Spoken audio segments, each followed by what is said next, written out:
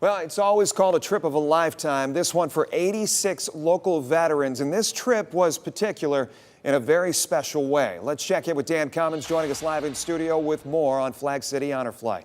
Jeff, Flag City Honor Flight took its third trip to D.C. this year. Chuck and Dee Bills from Ohio Logistics in Findlay wrote a big check to pay for all of it. This was special because all the veterans on the flight were Vietnam veterans. And as you'll see from this video from photojournalist Paul Kwapik, it brought out a lot of emotion yesterday. Good morning. We're going to have you go this way, and they're going to help you pick up your shirt.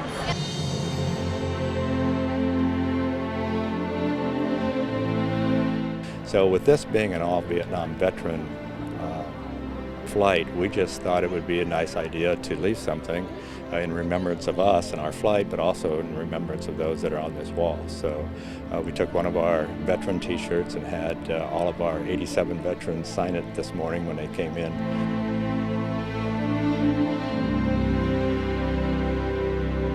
To thank all these Vietnam era veterans, to say thank you for your service. I think these honor flights are just absolutely incredible to do that. We're trying to get some of the younger generation out to visually know what honor flight is all about.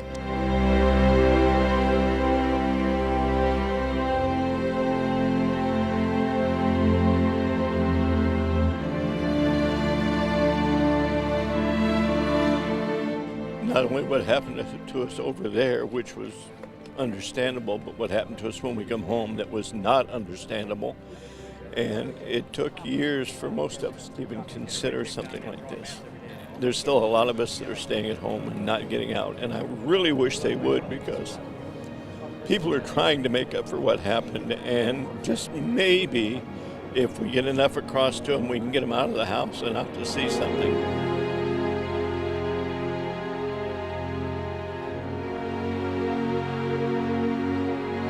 So these guys are a different breed because it is a Vietnam era, and it was not a I don't want to call it, the public didn't associate with the war at all. So even while they were going into the service and going to Vietnam, there was bad feelings about doing that. And then when they came home, it was maybe even worse at that time. And that's one of the things about this, when the wall was constructed, it was for helping for Vietnam vets to have that closure. The other thing is they were never thanked. I'm not crying, you're crying. That was just a 2-minute piece. The full 4-minute version will air this weekend on WTO 11 and will be posted on social media for all to see. This one stops with the homecoming last night or mail call, and I'll have more on that next hour.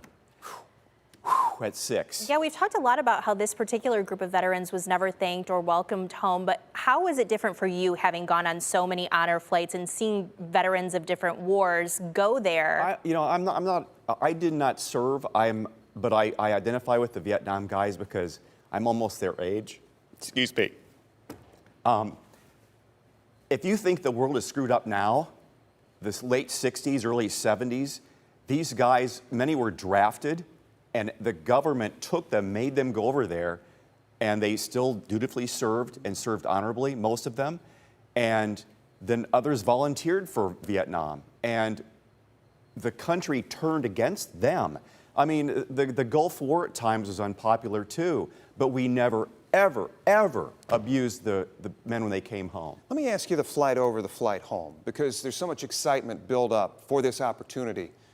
But then coming home, I'm imagining it was quiet on the plane? Everybody taking everything in? Coming back? Yeah. We were all asleep. It was a long day. Gotcha. And then, man, when that garage door opened up, and we'll show this next half hour at 11 o'clock, or 6 o'clock, sorry. Yeah. When that garage door opens up and these veterans come in here, it's a beautiful sight. The grins on their faces, a lot of tears, Mel. Yeah, they deserve it, and it's about time. Should have happened a long time ago. All of them had the same recurring theme. I was spit at, I was... Guy had eggs thrown at him. Eggs thrown at them. Yeah. I was called a baby killer. I mean, I've heard this from many, many veterans, not just a couple of them. This is a real problem, and now at last we're embracing our veterans, and they're understanding that. It's a different time now, and Americans are embracing their veterans and the Vietnam veterans as well, and it just makes all the difference in the world for these guys. Yeah. And hats off to Paul Kwapik as well for Paul being and I, part of but this. the two of us together, that was 82 years of experience at WTOL working together. We had a blast. Well, it shows. We will thank say you. that.